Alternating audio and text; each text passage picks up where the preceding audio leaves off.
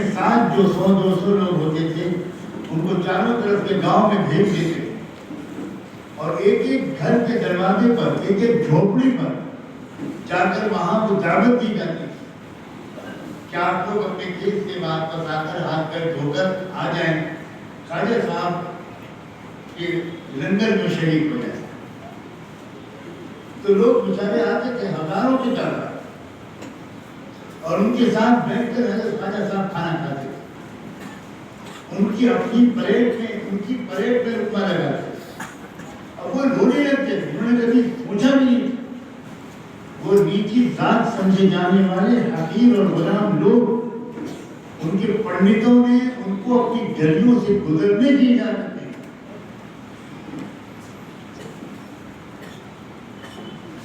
ان کو حکم تھا کہ تم سڑک پر نکلو، پیچھے جھاڑو باندھ لو تاکہ تمہارے پیروں کے نشان تمہاری جھاڑو سے مٹتے جائیں، ورنہ تمہارے پیروں کے نشان پر اگر ہمارا پیر پڑ گیا تو ہمارے گھر میں موسیقی آ جائے۔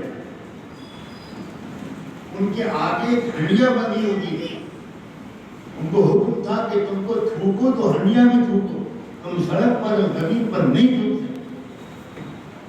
تم ذلیل ہو، تم دلت ہو، تم شودر ہو، تم چمار ہو، تم بھنگی ہو، تم سنار ہو، تم لوہار ہو، تم بڑھئی ہو۔ اور انہیں کو بٹھاتے تھے خواجہ صاحب اپنے دسترخوان پر۔ ان کے سوانح حیات لکھنے والے محقق مورخ نے لکھا کہ ناگور ضلع راجستھان میں ایک جگہ پر دسترخوان پر لگا ہوا تھا، سارے گاؤں کے سینکڑوں لوگ آ کر بیٹھ چکے تھے، حضرت خواجہ معین الدین چشتی بھی آ کر بیٹھ گئے تھے۔ ان کی نظر پڑی کہ کوئی شخص دیہاتی اپنے سر پر ایک ٹوکرا لاتے ہوئے دور سے کہیں گزر رہا ہے۔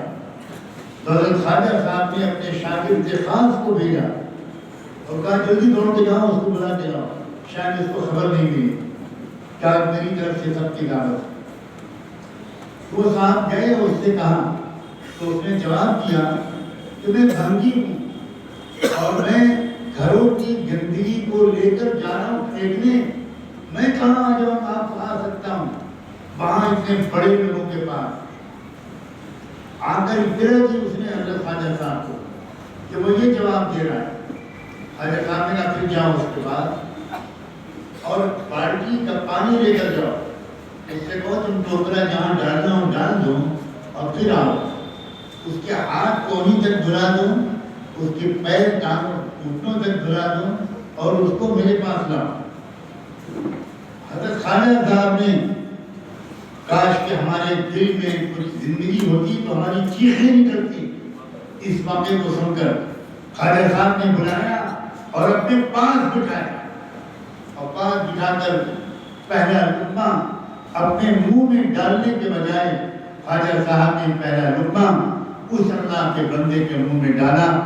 مورخین لکھتے ہیں کہ نہیں کہا جا سکتا کہ لقمہ پیٹ کے اندر پہلے اترا یا دل کے اندر ایمان کا نور پہلے اترا۔ رونے لگا، دہاڑے مار کے رونے لگا۔ ایک ایک سفر میں 70,000 لوگ ایمان لاتے تھے، ان لوگوں کے ہاتھوں جو واقعی مسلمان تھے۔ اور آج ان نقلی مسلمانوں کے نقلی مسلمان بنے کی وجہ سے ہمارے نوجوان لڑکے اور لڑکیاں مرتد ہو رہے ہیں، اس لیے کہ ہم نے اسلام کو نہیں سمجھا تو بچوں کو کیا سمجھائیں؟ کیا سمجھائیں گے بچوں کو توحید؟ کیا سمجھائیں گے بچوں کو رسالت؟ کیا سمجھائیں گے بچوں کو آخرت؟ کیا آپ میں سے کسی نے سمجھایا بچوں کو کہ بیٹا کسی کے پاپ کی سزا اس کو ملنی چاہیے یا کسی اور کو؟ تو بچہ یہ کہے گا پاپ کی سزا تو اسی کو ملنی چاہیے۔ تو آپ سمپل زبان میں سمجھا سکتے ہیں اپنے بچوں کو بیٹا دیکھو کون لوگ ہیں یہ جو کہتے ہیں کہ پاپ کی سزا اگلے جنم میں ملے گی، اس جنم میں نہیں ملے گی، اور اگلے جنم میں اس کو گدھا کتا بنا کر بیچا جائے گا، بس یہی سزا ہو۔ تو اس گدے کتے کو کیا معلوم ہوتا ہے کہ میں فلاں زمان پچھلے جنم میں یہ تھا؟ یہ کیا کس قسم کی لاجک ہے بھائی؟ ہم اپنے بچوں کو توحید نہیں سمجھا پا رہے، ہم اپنے بچوں کے دل میں کفر اور شرک کے غلط ہونے کو نہیں بٹھا پا رہے، اس لیے کہ ہم خود دین کو سمجھنے کے لیے 1 گھنٹہ نہیں نکالتے۔ بیٹھکوں میں بیٹھے جب بناتے ہیں اور کب پیتے ہیں، بیڑی سگریٹ پیتے ہیں۔